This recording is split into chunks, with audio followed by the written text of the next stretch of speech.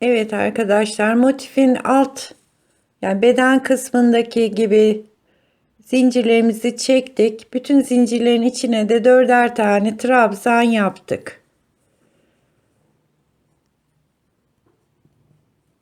Şimdi bir, iki, üç ve 4 tane trabzanımı yapıyorum. İlk başladığım yere ekliyorum. 1, 2, 3, 4, 5, 6, 7, 8 tane zincir çektim. Tığımı doluyorum. Alttan 2 tane atlayıp üçüncüye şöyle bir kafes yaptım. 3 zincir çekiyorum. Yine üçüncü deliğe batıp bir kafes daha yaptım. Şimdi yanındakine batıyorum. 2, 3, 4 tane trabzan yaptım.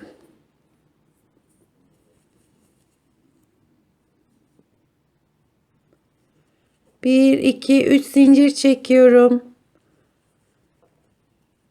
Yine bir kafes.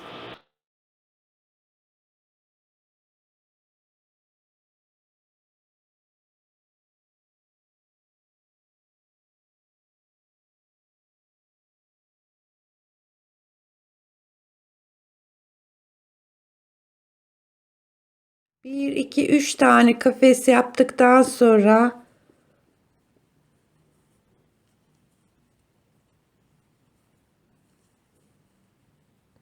dört tane trabzan yapıyorum.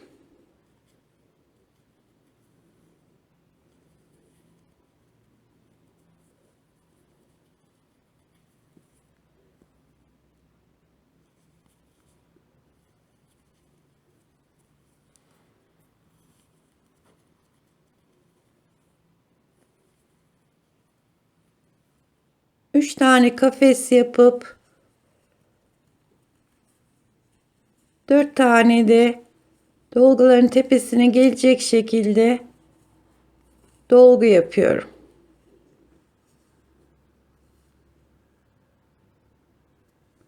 Bu sırayı böyle tamamlayacağız arkadaşlar. 3 tane kafes, yanına 4 tane trabzan.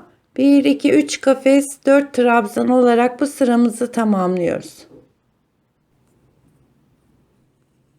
Son dörtlü trabzanımı yaptım. İlk çektiğim zincirin ortasına birleştiriyorum. Ve bitiminde de 3 tane trabzanımız oldu. 1 2 3 4 5 6 7 8 tane zincir çekiyorum. Şöyle dörtlü trabzanlarımızdan 15 tane olmuş oldu tüm etrafında. 8 zincir çektim. Trabzanımın tepesine batıyorum. Ve bir kafes yaptım. Şimdi buraya zincirimizle beraber 2 tane oldu. 3 4 5 6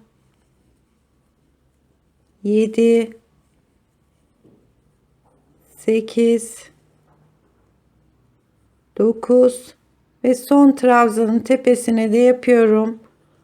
10 tane trabzanla doldurdum. 1 2 3 zincir çekiyorum. Arada bir kafes yapıyorum. Ve tekrar şu 4 trabzan sağındaki ve solundaki boşluklara da dolgu yaparak 10 tane trabzanımı tamamlıyorum.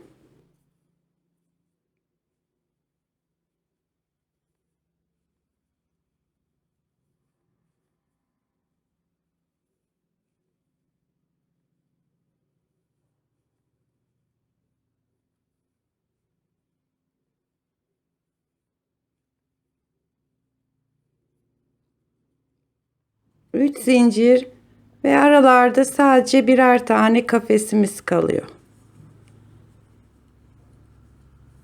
Boşlukları 2 tane yapıyorum. 4 tanenin tepesine de 4 tane trabzan olarak devam ediyorum. Bu sıramızı da böyle tamamlayacağız arkadaşlar.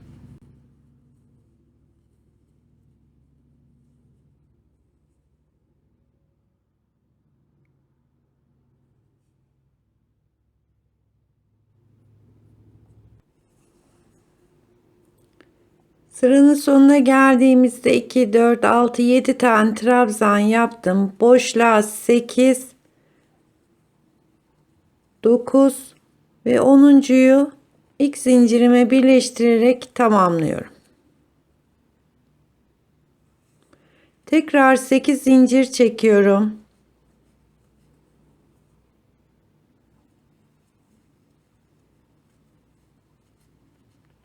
3 zincir çektim ve alttaki gibi yine 4 tane trabzanlı bu artı şeklindeki motifimizi tamamlayacağız.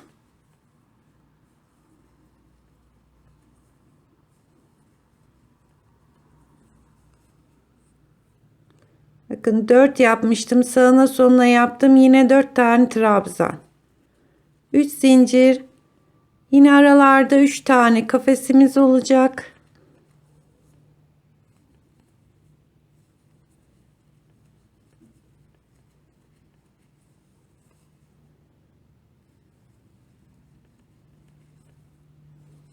Ve dolguların tepesine tam ortaya yine 4 tane trabzan yapıyoruz.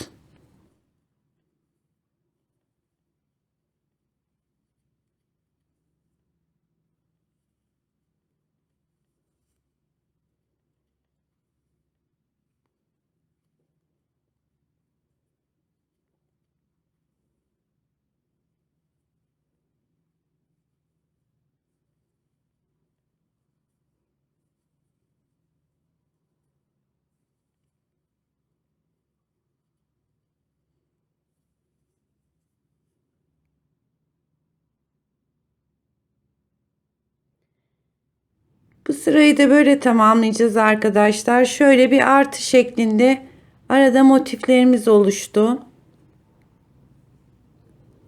Elbiseyi uzatmak isteyenler bu modele geçmeden önce şu dolgudan sonra birkaç sıra kafes yaparak da uzatabilirler. Yani önce kafesleri yerleştirip daha sonra birkaç sıra sonra modele geçebilirler.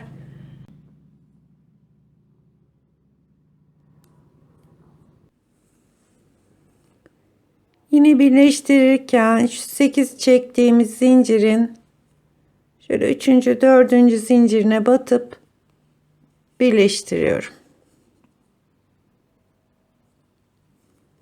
Şimdi bir tane sık iğne ile içine giriyorum boşluğun. 1, 2, 3, 4 tane zincir çekip ikili trabzan yapıyorum.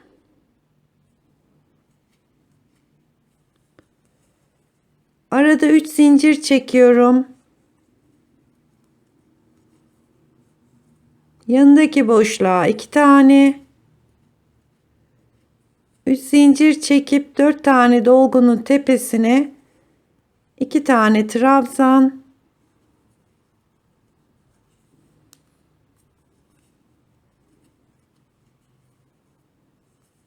boşluklara 2 tane trabzan,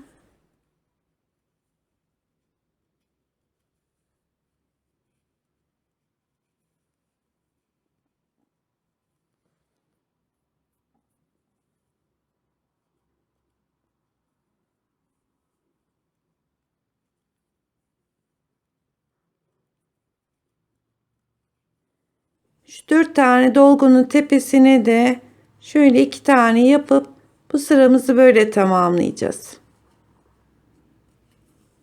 Yani bütün boşlukların içine 2 tane trabzan yapıyoruz.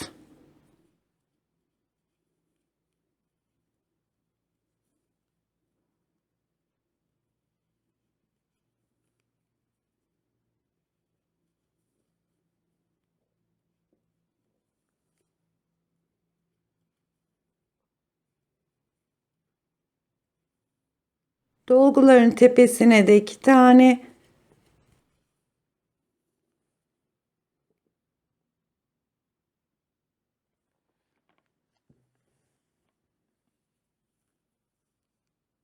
Bakın arkadaşlar, şimdi 1 2 3 dördüncü sıradayız. Hep ikişerli trabzan olarak devam ediyoruz. Bundan sonra bu aralara gireceğiz. Yine ikişerli trabzan. 3 sıra daha aynı şekilde devam ediyoruz. Yani toplamda 1 2 3 tane 3 sıra ikişerli trabzanlarımız olacak. Ama dediğim gibi elbisenin boyunu uzatmak isteyenler 4 sıra 5 sıra yapabilir. Bu şekilde devam ediyoruz. Bir 3 sıra burayı tamamlayalım. Daha sonra diğer örneğe geçeceğiz.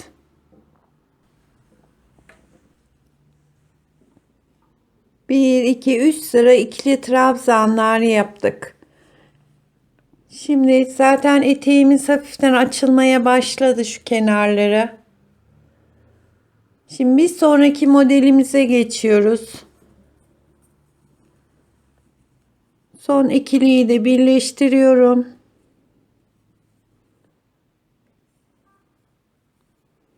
Boşluğa kadar yürüttüm ve bir sık iğne yaptım. 4 zincirle yukarı çıktım. Buradaki boşluğun içine 5 tane trabzan yapıyorum.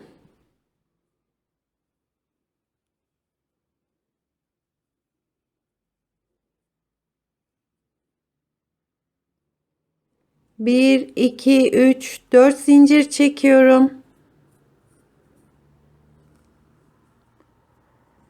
Bir boşluk atlayıp diğerine yine 5 tane trabzan.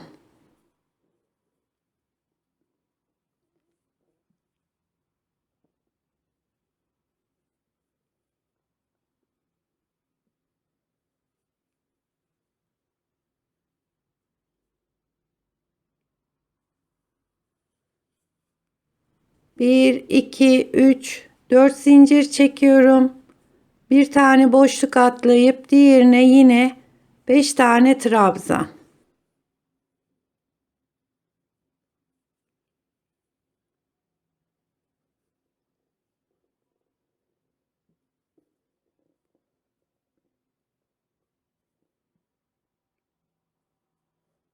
Bir, iki, üç, 4 zincir.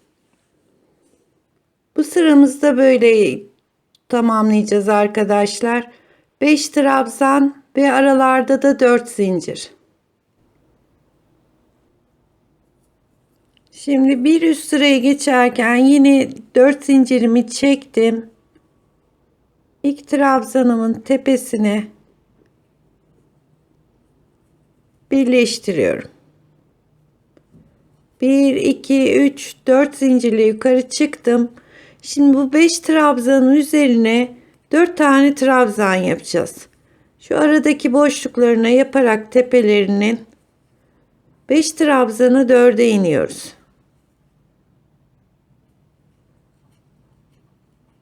Yine 4 zincir.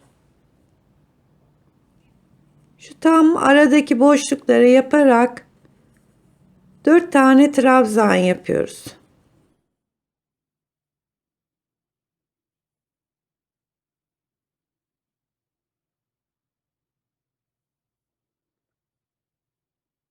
Dört zincir, 4 zincir ve 4 trabzan olarak bu sıramızı da tamamlayacağız.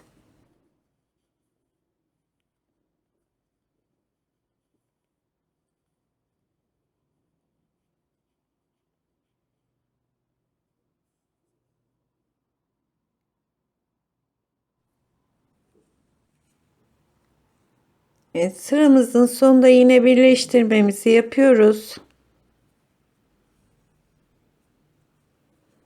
1 2 3 4 zincirle yukarı çıkıp trabzanlarımızı 3'e indiriyoruz.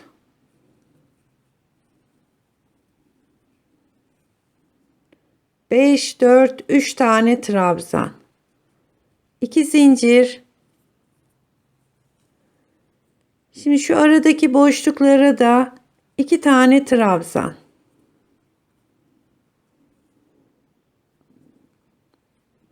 2 zincir, aşağıdaki 4 trabzanın tepesine 3 tane trabzan.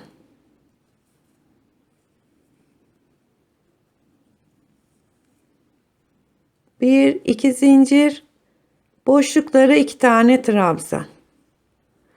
Dolguların tepesine 3 tane, aradaki boşluklara ikişer tane ikili trabzan yapıyoruz. Bu sıramızda böyle tamamlayacağız.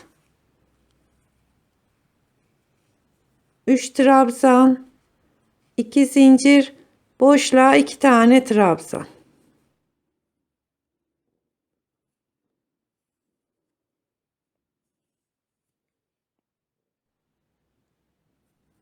Evet arkadaşlar, bir üst sıraya geçiyoruz. Şimdi yine birleştirmemi yaptım. Ortaya kadar ipimi yürütüyorum. 1 2 3 4 zincir çektim. Bütün boşluklara 3 tane trabzan yapıyorum.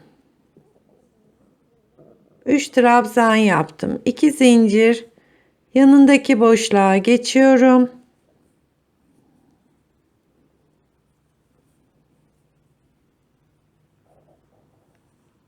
Üç tane trabzan yaptım. Tekrar 2 zincir, diğer boşluğa geçiyorum.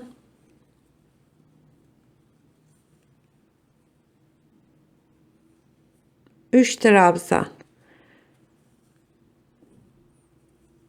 Bütün boşluklara üçer tane trabzan yaparak 2 sıra tamamlayacağım. Yani bu sırayı yapacağım, birleştireceğim. Bir üst sıraya geçeceğim. Yine bütün boşluklara üçerli trabzanlar yaparak sıramı tamamlayacağım. 2 sırada üçlü trabzanlar yaptık. Şimdi sıramızın sonuna geldik yine.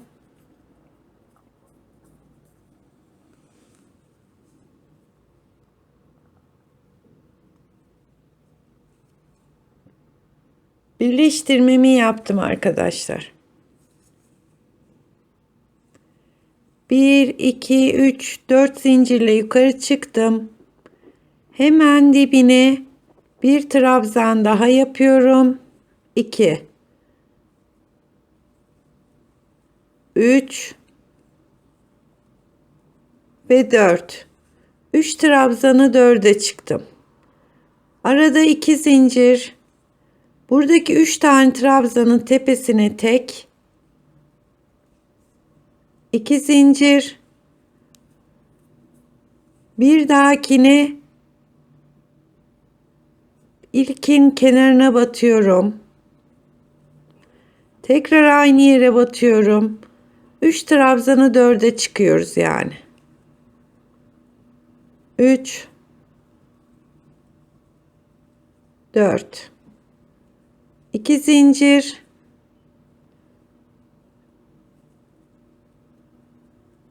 bir trabzan, 2 zincir,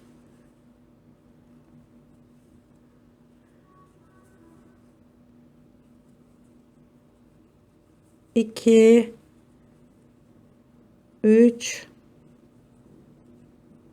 ve 4. Bir tane 4 trabzan, bir tane tek trabzan, 4 trabzan, tek trabzan olarak bu sırayı da tamamlayacağız. Yani alttaki üçerli dolguların bir tanesinin tepesine tek yapıyorum. 2 zincir çekiyorum. Diğer üçlünün tepesine 4 tane trabzan yapıyorum.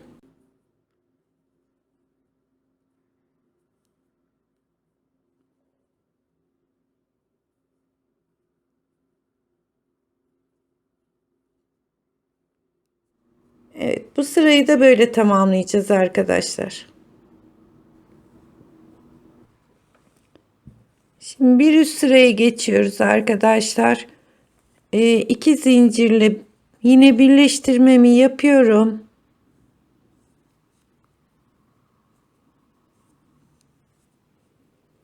Bir, iki, üç, 4 zincirle yukarı çıktım. Bu birinci trabzanımız. Bir, iki tane çekiyorum. Daha sonra ikisini beraber. Arada 2 zincir. 2'de çıktım. Üçüncüyü çekmedim. Tekrar tığıma doluyorum. 1, 2. Şu anda tığımda 3 tane ilmek var. Üçünü beraber çektim. 1, 2 zincir. Bir alt sırada tek yaptığımızın tam tepesine batıyorum. 1, 2, 3'te çıkıyorum. Arada 2 zincir. Aynı yere tekrar.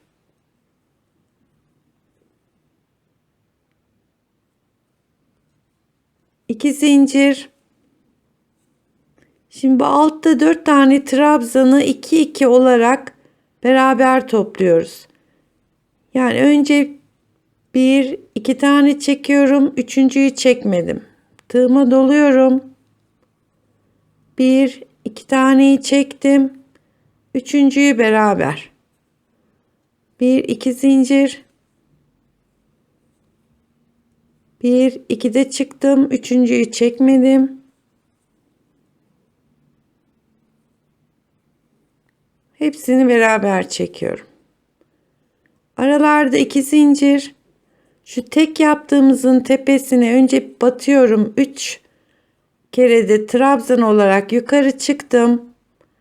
2 zincirimi çekiyorum ve aynı yere tekrar.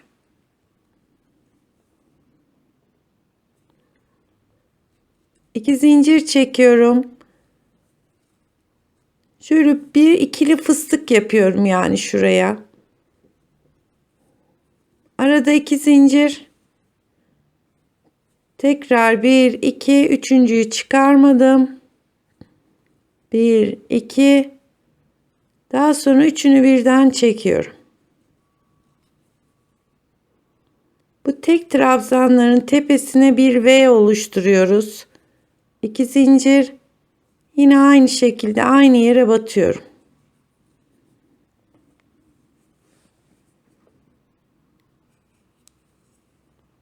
Bu sıramızda böyle tamamlayacağız arkadaşlar. Şu tek sıranın tek trabzanın tepesine bir tane V yapıyoruz.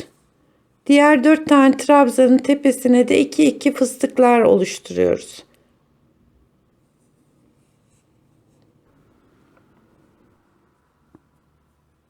Tekrar sıranın sonuna geldik. Birleştirmemi yaptım. Şu ortadaki boşluğa geçiyorum. Bir tane sık iğne. 4 zincirle yukarı çıktım.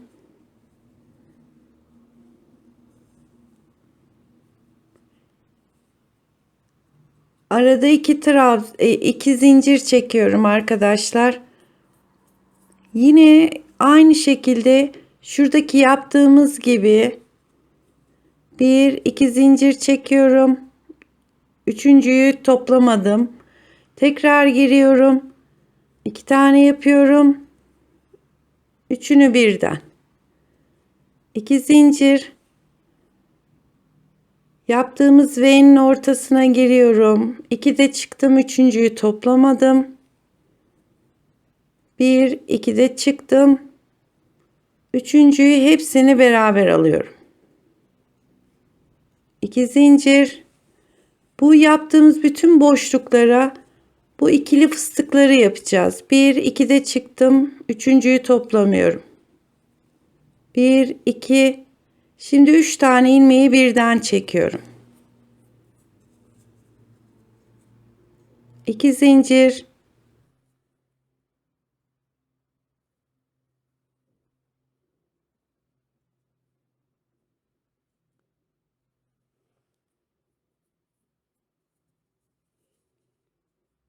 Bu bir alt sıradaki bütün boşluklara böyle 2'de çıkarak üçünde birlikte toplayıp fıstıklar yapıyorum.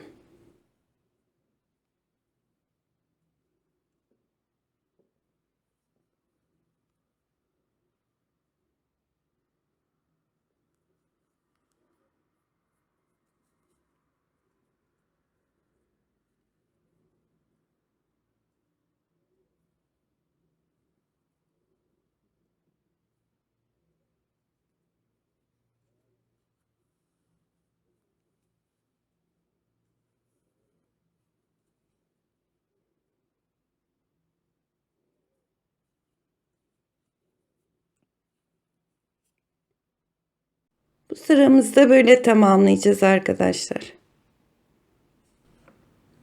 Evet arkadaşlar, bütün sırayı şöyle ikili fıstıklar yaparak tamamladık.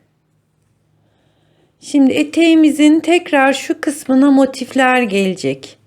Şu belimizdeki motifin 2 sıralısı.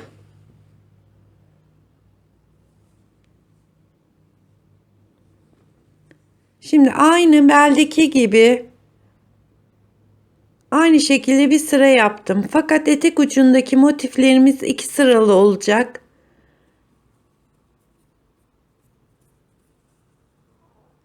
Şimdi şurada motifimizi bitiriyorum.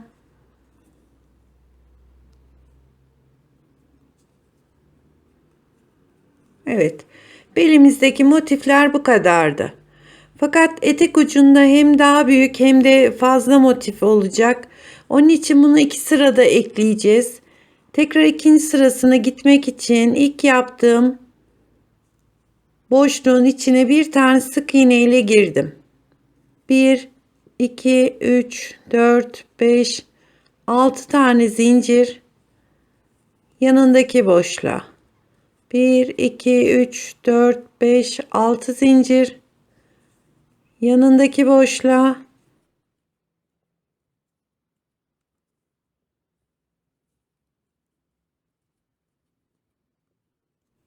6 zincirle köşeye geldim. 1, 2 tane trabzan, 1, 2, 3, 4 zincir.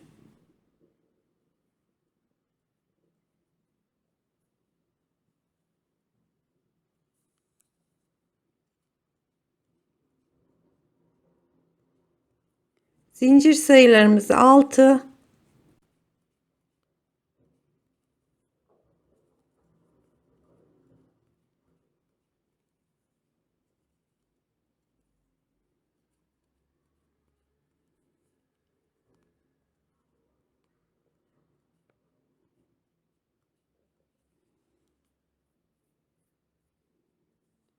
Köşelerde yine 2 tane trabzan, 1, 2, 3, 4 zincir. Aynı boşluğun içine yine 2 tane trabzan.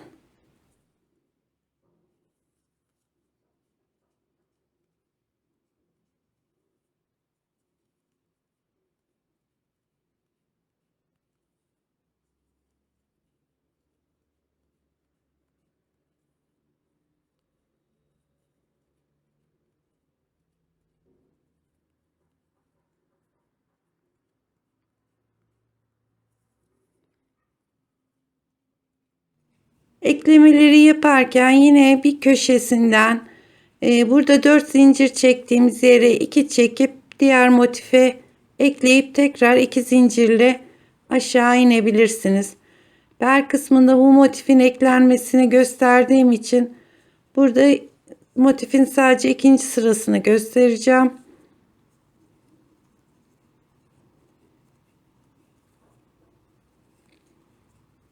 Ve etek ucunda bu motiflerimizden tam 17 tane var.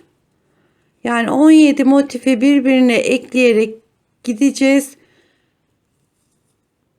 17. motifin sağında ve solunda, yani iki taraflı artırma yaparak tam bir yuvarlak parça elde edeceğiz.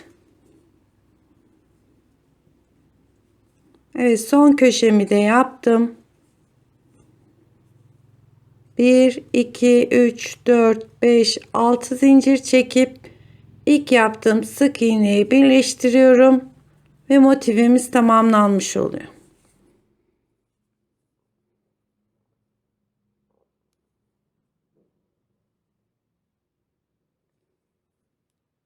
Şunu kaldırayım arkadaşlar, daha net şöyle görün. Bu motiflerimizden tam 17 tane hazırlayacağız. Dediğim gibi 17. motifi hem sağ taraftan hem sol taraftan ekleyerek bir yuvarlak parça elde edeceğiz.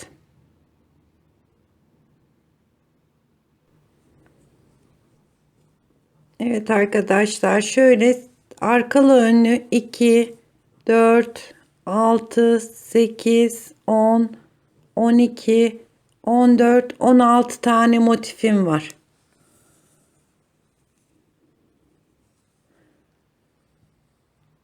Bu da 17. motifim.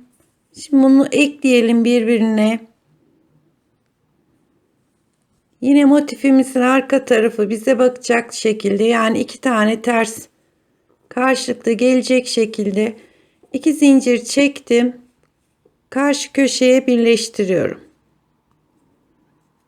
Tekrar 2 zincir çekiyorum. 2 trabzan yapıyorum. 3 zincir. Karşıdaki motifi 3 zincir.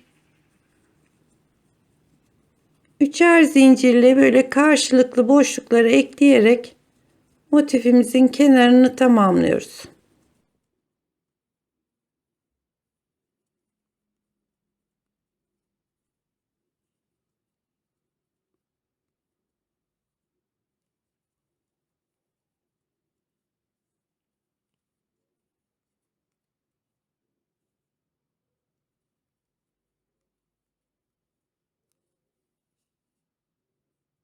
Köşeye geldim.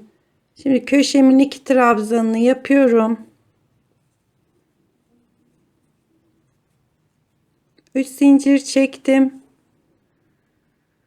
Diğer motifin köşe noktasına birleştirdim.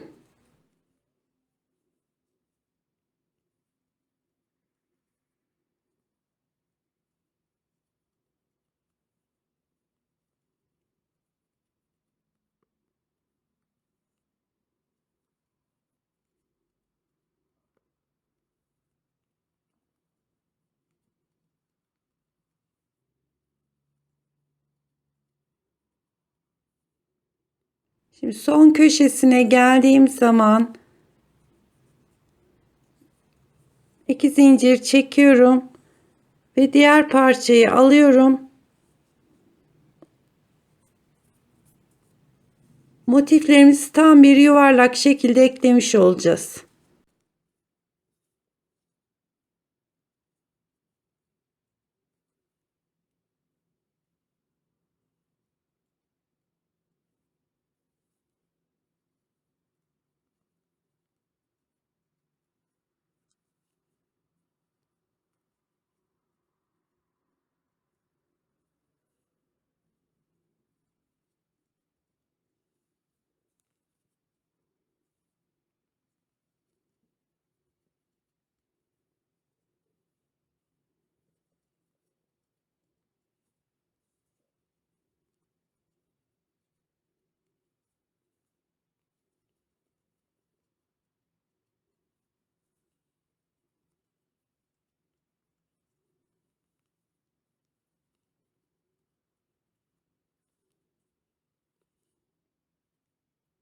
Trabzanımın içine köşemin iç noktasına 2 tane trabzan yaptım. 2 zincirle diğer köşeye ekliyorum.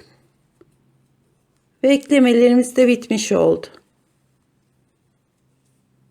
Dediğim gibi bu ebata 17 tane motif denk geliyor. Elbise büyüdükçe motif sayılarını kendiniz ayarlayacaksınız arkadaşlar. Yani şuradaki delik sayıları karşıdaki elbiseye uyumlu olacak. Böylece motiflerimizin hepsini eklemiş olduk.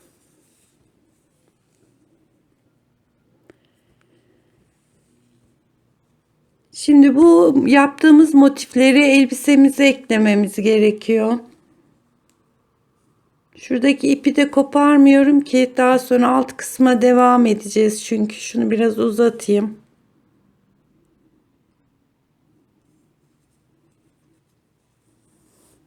Bu ipinizi burada bırakın arkadaşlar. Alt kısma devam edeceğiz çünkü. Şimdi elbisemizi alıyoruz.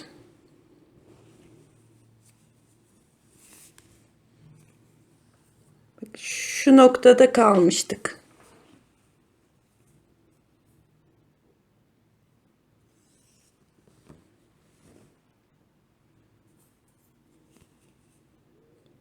3 tane zincir çektim. Orta noktaya geldim. 3 tane zincir çektim.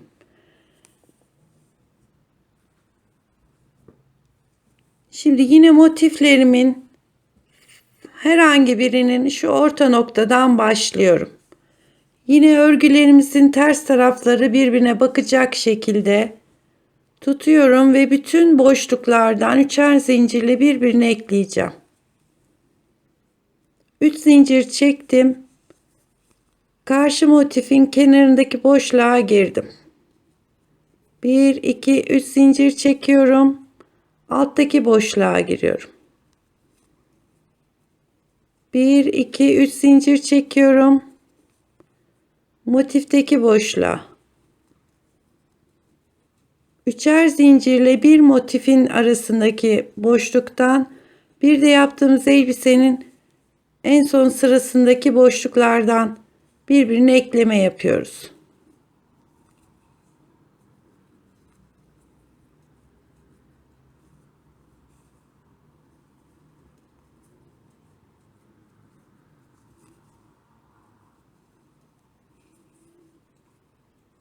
Üç zincir çekiyorum. Karşı motifin ikinci sırasındaki boşluktan ekledim. Tekrar 3 zincir elbisemdeki ilk boşluklardan ekleme yapıyorum.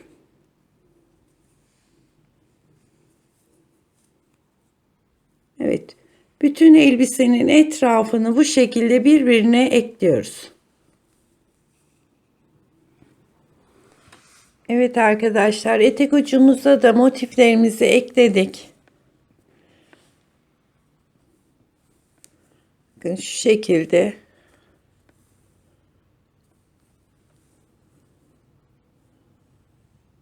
Şimdi etek ucunun artık oya kısmına geçiyoruz.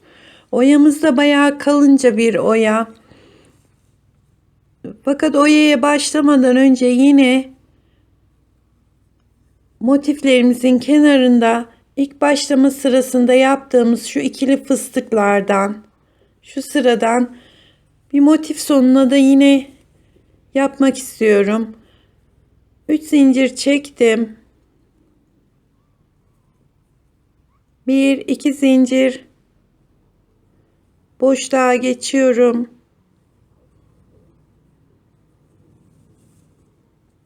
2 zincir. Yine böyle 1 2 de çıkıp üçüncüyü daha sonra çekeceğim. 1 2 üçüncüyü birlikte. 2 zincir.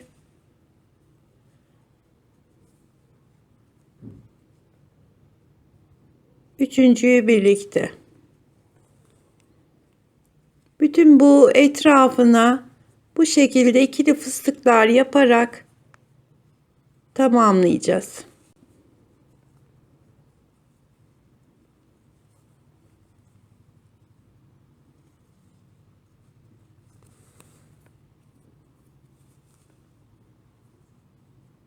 Bir, iki, üçüncüyü çekmiyorum. Yanına bir tane daha yapıyorum. Şu 3 ilmeği birlikte topluyorum. Evet, bu sırayı yine bu şekilde tamamlayacağız. Sıra başına geldik arkadaşlar. Şimdi ilk yaptığım fıstığın tepesine şunu ekliyorum. Ve bir sık iğne ile aradaki boşluğa girdim. 1 2 3 zincir çekiyorum. Ve trabzan yaptım. 2 zincir yanındaki boşluğa 2 tane trabzan, 2 zincir, 8 tane boşluğun içine böyle ikişerli trabzanlar yapacağız. 2 zincir ve 2 trabzan.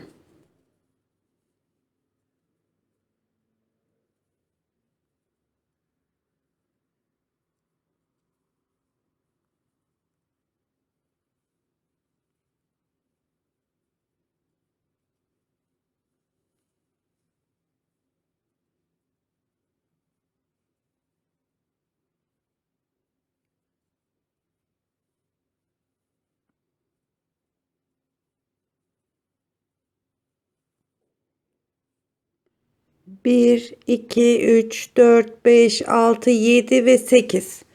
8 tane trabzan yaptıktan sonra bakın şöyle ikişerli 8 tane trabzanımız oldu.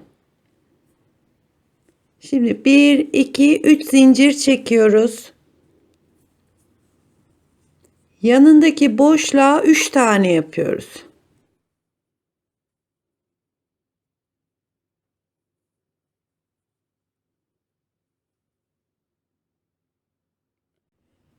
Bir, iki, üç zincir çekiyorum ve diğer boşluğa geçiyorum. Yine 8 tane ikili trabzan. 1,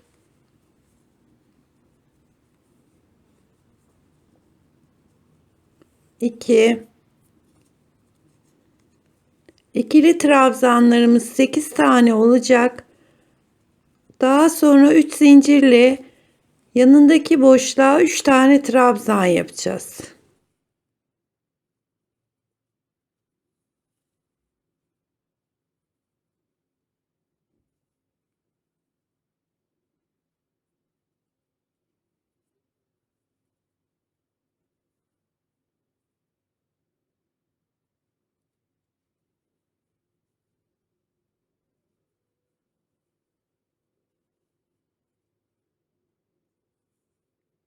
Bakın şu üçlü trabzanımız 1, 2, 3, 4, 5, 6, 7 ve bir tane daha yapıyorum. 8. 8 tane ikili trabzanımız olduktan sonra 1, 2, 3 zincir çekiyorum. Diğer boşluğa 3 tane yapıyorum.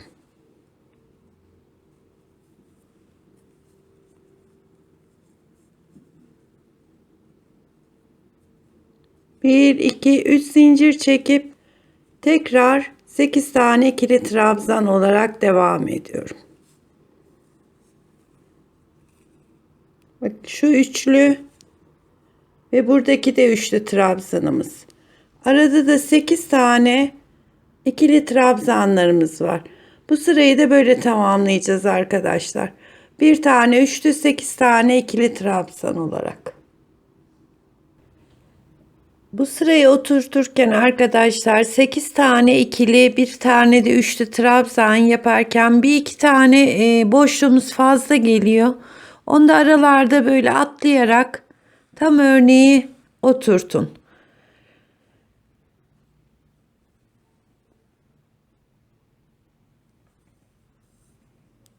Şimdi sıranın sonuna geldik. 3 tane trabzanla bitirdim. Hemen ilk yaptığımın trabzanın tepesine birleştiriyorum ve aradaki boşluğa bir sık iğne ile giriyorum. Tekrar 3 zincirle yukarı çıktım. Bu sıra 8 trabzanımız 7 tane olacak. Yani 7 tane böyle ikili trabzanlar.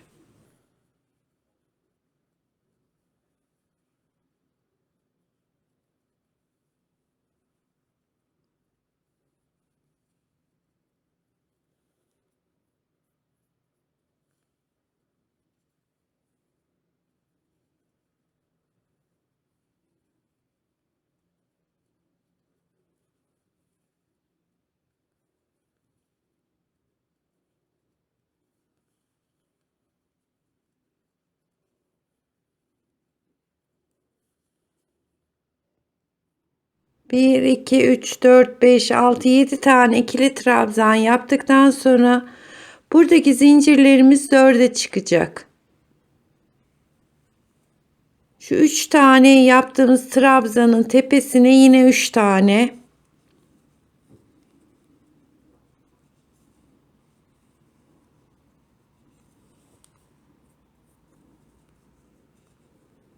Bir, iki, üç, 4 zincirle ikili trabzanların arasına giriyorum. Ve 7 tane ikili trabzan olacak.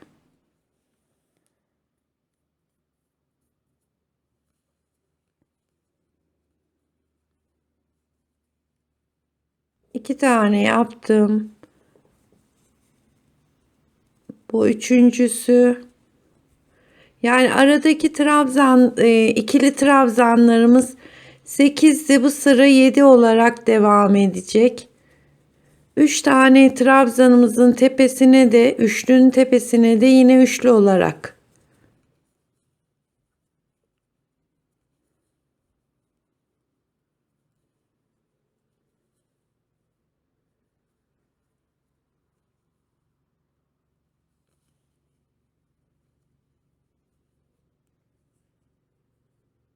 Bakın şu üçlü trabzanımız 1 2 3 4 5 6 7 tane yaptık.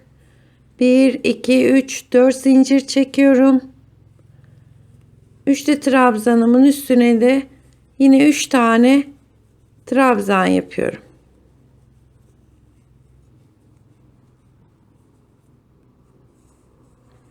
Arkadaşlar bu zincir sayılarını ben 4 diyorum ama eliniz sıkıysa 5 de çekebilirsiniz. Yani önemli olan şurada bir kasma veya germe olmayacak şekilde zincirlerinizi ayarlayabilirsiniz. Evet, şimdi bir üst sıraya çıkıyoruz arkadaşlar.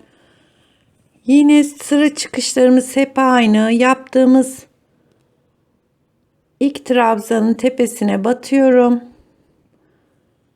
Ve içine girip boşluğun bir tane sık iğne yapıyorum. 3 zincirle yukarı çıktım. Bu sırada da ikili trabzanlarımız 6 tane olacak.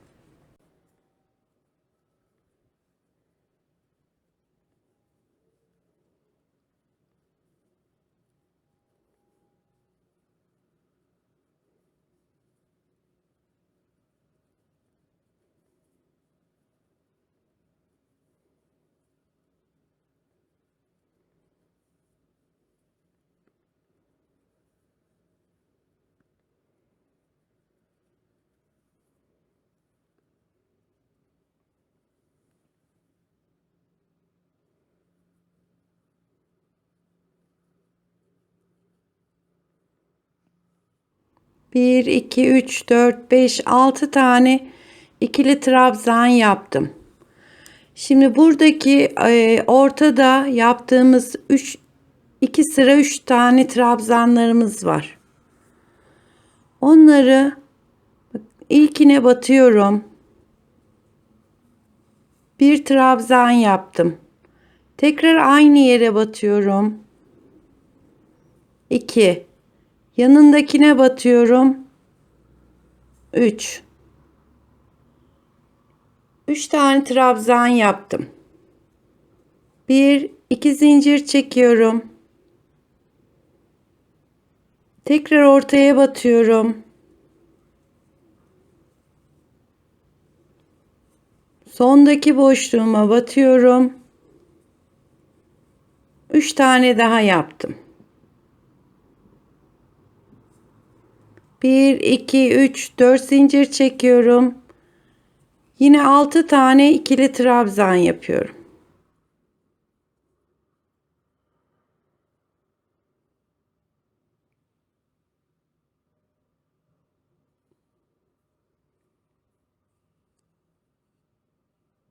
Bir, iki, üç, dört, beş, 6 tane ikili trabzanı yaptıktan sonra şurayı tekrar göstereyim arkadaşlar. 3 tane trabzanımız var. Bu 3 trabzandan 6 tane trabzan çıkacak şekilde ilkine batıyorum. Tekrar aynı noktaya 2 oldu. Şimdi yanındaki boşluğa geçiyorum. 3. 3 tane olunca 2 zincir. Tekrar ortaya batıyorum. Sondaki deliğimi 2 tane daha yapıyorum. 1 2 3 4 zincirle devam ediyorum.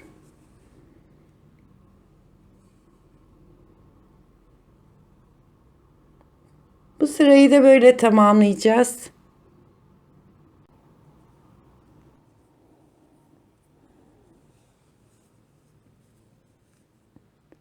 Yine sıramızın sonuna geldik. Yukarı çıkarken boşluğa giriyorum bir sık iğne ile. 3 zincirle yukarı çıkıp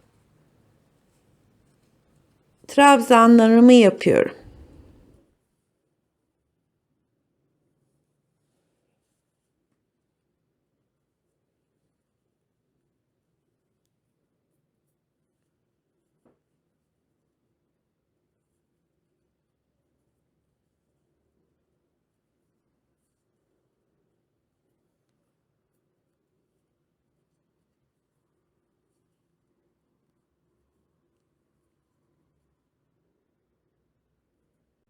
Bir, iki, üç, 4 zincir çekiyorum.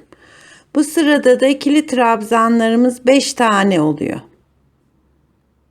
8 ile başladık. 8, 7, 6, şu anda 5. trabzan sırasındayız. 4 zincir çektim.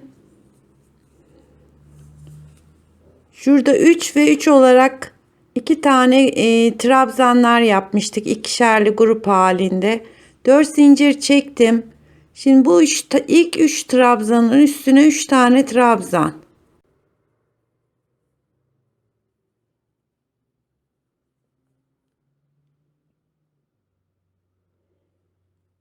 2 zincir çekiyorum.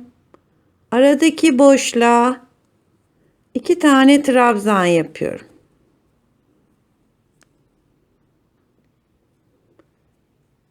2 zincir çekiyorum ve 3 trabzanın üstüne yine 3 tane trabzan.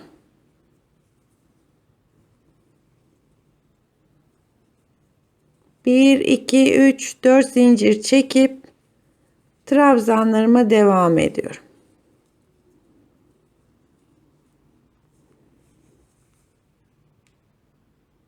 Evet, bu sırayı da bu şekilde yapacağız arkadaşlar. Evet, sıramızı tamamladık. Şimdi yine bir üst sıraya geçiyoruz.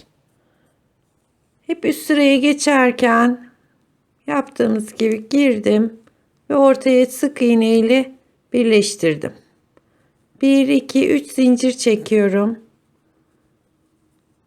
İkili trabzanımı yaptım.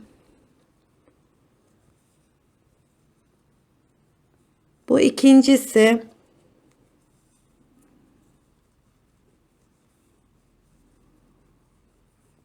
Üç oldu. Ve bu sıra 4 tane ikili trabzanlarımız var. 1, 2, 3, 4 zincir çektim. Şimdi şurada yaptığımız üçlü trabzanın tepesine üçlü fıstık şeklinde yapacağız. 1, 2, üçüncüyü çekmiyorum. Tığıma doluyorum. 1, 2, üçüncüyü çekmedim. Tekrar doluyorum. 1, 2. Şimdi tığımın üstündeki 4 tane ilmeği birden çekiyorum. 1, 2, 3 zincir çekiyorum. Şimdi ortada 2 tane trabzanımız var. Bunda ilk tepesine girdim. 2 de çıktım. Tığıma doluyorum ve aynı noktaya giriyorum. 3 taneyi birden aldım. Kenardakiler üçlü fıstık, ortadaki ikili fıstık. Tekrar 2 zincir çekiyorum. İkinci trabzan, alttaki trabzanın tepesine girdim. 1, 2. Aynı yere tekrar giriyorum. 1, 2. Şimdi tığımdaki 3 tane ilmeği birden aldım. 1, 2, 3 zincir çekiyorum. Ve kenardaki üçlü fıstığı yapıyorum.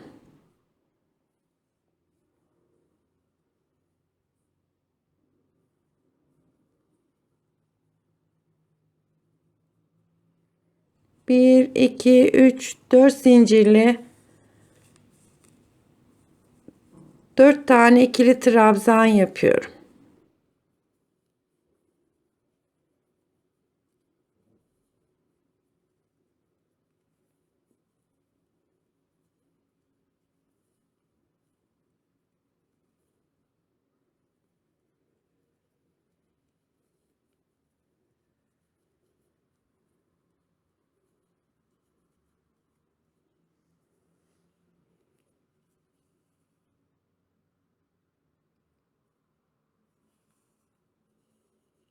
Bu sıramızda böyle tamamlayacağız arkadaşlar.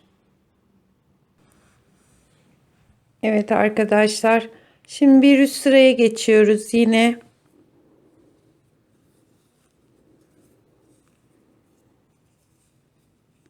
Dört zincir çektim. İlk yaptığım trabzanın tepesine girdim, birleştirdim.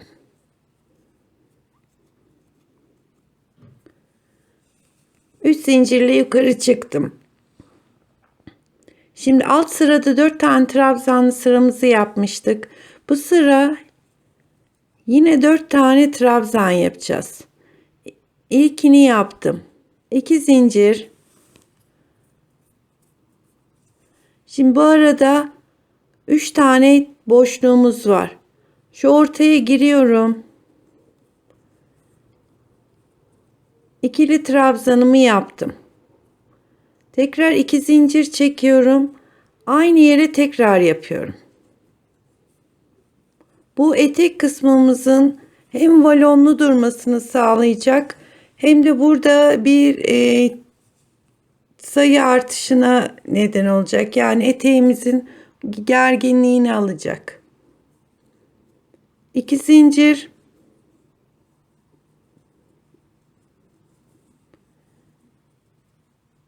ve 2 trabzan. 4 zinciri çektim.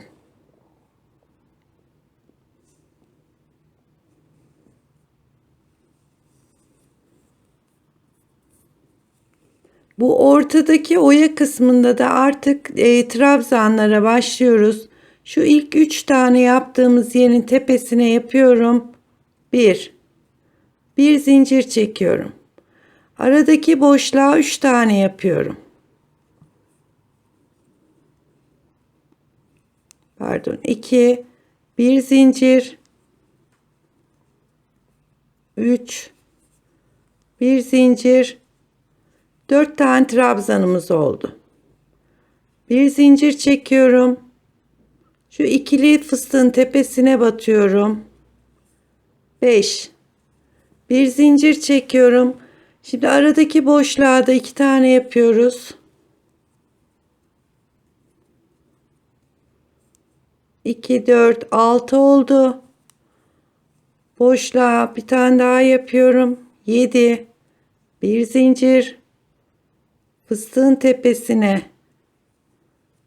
8. Bir zincir.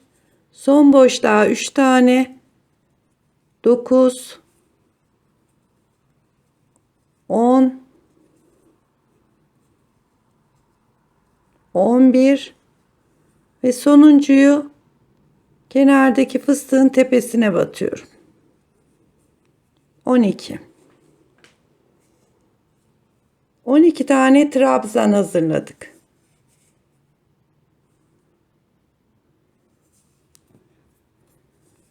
Dört zincir çekiyoruz. Ve yine 2 tane trabzanımı yaptım. 2 zincir. Şu ortadaki boşluğa yan yana 2 tane ikili trabzan. Bir tane yaptım. 2 zincir. Aynı boşluğun içine bir kere daha yapıyorum.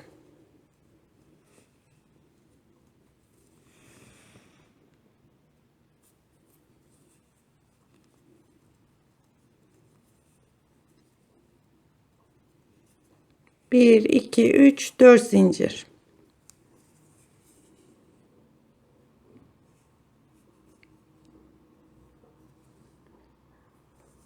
Ve tekrar yanındaki oyanın tepesine 12 tane trabzan olacak şekilde trabzanlarımı hazırlıyorum. Tepeye batarak başladım. 1, 2, 3, 4. Aralarda birer zincir var. 5. Şu ortadaki boşluğa 2 tane. 6, 7,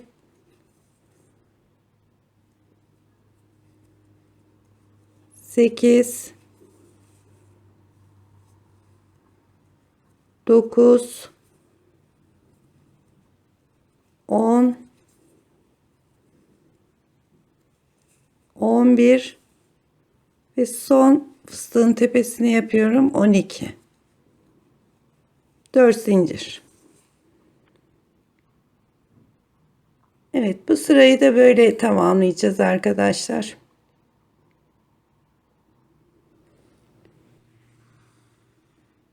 Bu sırayı da tamamladık arkadaşlar. Bir üst sıraya çıkacağız.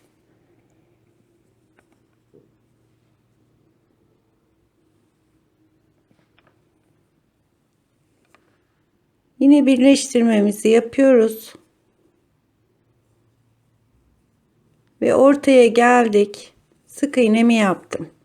1 2 3 zincirle yine yukarı çıktım. İkili trabzan. 2 zincir. Bir alt sırada ortaya kelebek gibi yapmıştık. Onun ortasına 2 tane trabzan, 2 zincir, yanındaki boşluğa da 2 trabzan. 3 tane ikili trabzanlarımız oluştu. 1 2 3 4 pardon 1 2 3 4 zincir çekiyoruz. Bir önceki sırada yaptığımız 12 trabzanın hepsinin tepesine yine 12 tane arada birer zincirli trabzan yapıyoruz.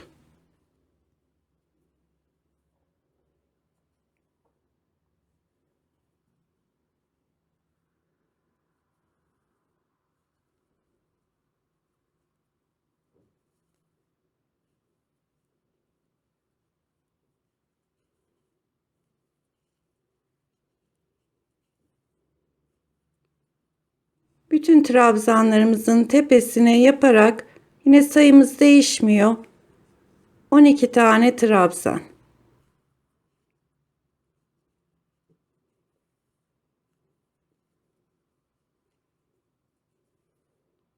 Eteğimizdeki bütün modeller aynı şekilde yapıldığı için ilk modeli gösteriyorum. Bundan sonrakiler zaten hepsi aynı oluyor. 2 3 4 tane zincir çektim. Yine araya 3 tane ikili trabzan yapacağım.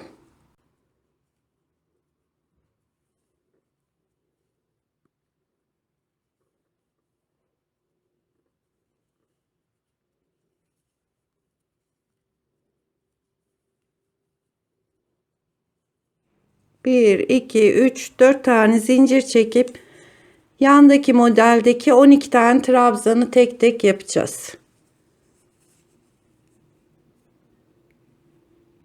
Bu sıramızda böyle tamamlayacağız arkadaşlar. Evet arkadaşlar, yine sıra başına geldik. Bu sırada da her zamanki gibi birleştiriyoruz. Bir tane sık iğne ile boşluğun içine girdim. 3 zincir,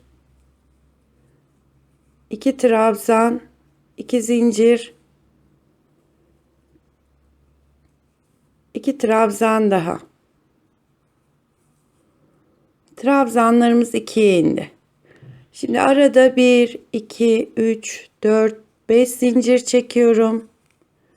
Buradaki 12 trabzanın üstüne yine 12 tane trabzan yapacağız. Fakat arada 2 zincir.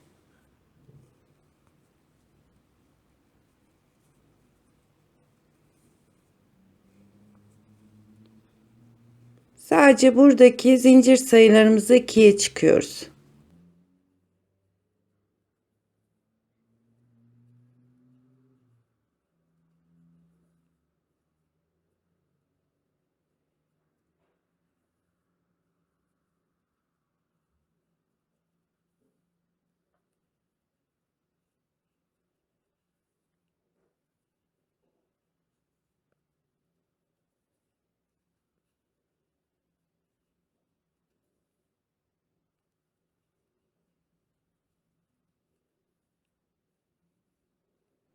12 trabzanı yaptıktan sonra yine 1, 2, 3, 4, 5 zincir.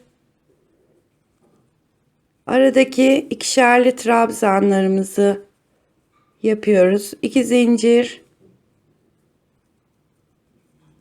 2 trabzan daha. Ve 1, 2, 3, 4, 5 zincir çekip yine 12 trabzanın üstüne 12 trabzan olarak araları 2 zincirli örneğimizi yapıyoruz. Evet arkadaşlar, bu da oyamızın son sırasını gideceğiz. 1, 2, 3, 4, 5, 6, 7, 8. Bu da 9. sıramız. Ve artık şu trabzanlarımız teke inecek. Oya kısmımız bitecek. Şimdi birleştirmemi yapıyorum. Araya bir sık iğne ile girdim.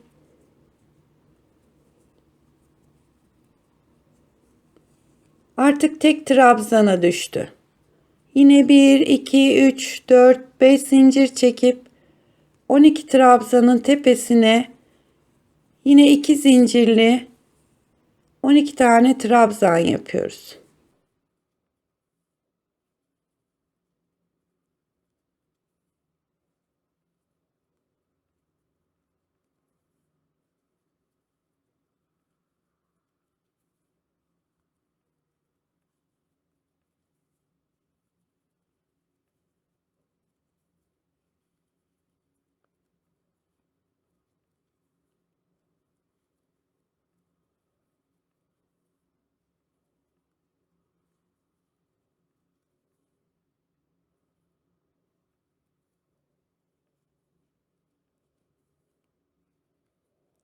On iki trabzanı bitirdikten sonra yine 1, 2, 3, 4, 5 zincir çekip arada zaten tek boşluğumuz kaldı. Buraya da sadece 2 tane trabzan yapıyoruz. Ve yine 1, 2, 3, 4, 5 zincir çekiyoruz.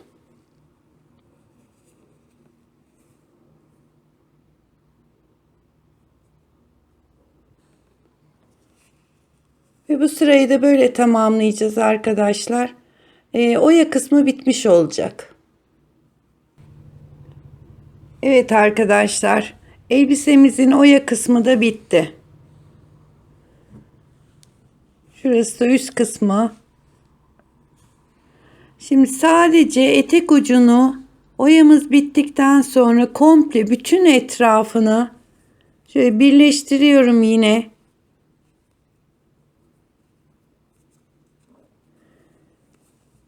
Şu büyük boşluklara 6 tane, aralara da 3'er tane dolgu yaparak bütün etrafını böyle bir sıra dolgu olarak gidiyorum.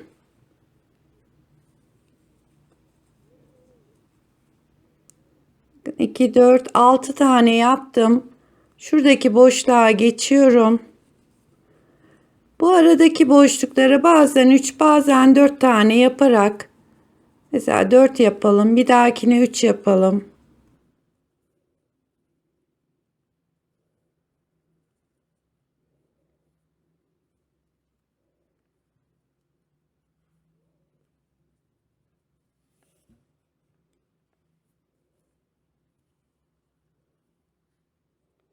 Evet. Bu şekilde bütün etrafını dolgu olarak devam ediyoruz. Bir sırada böyle dolgu yaptıktan sonra elbisemiz bitmiş oluyor. Yapacak arkadaşlara kolay gelsin.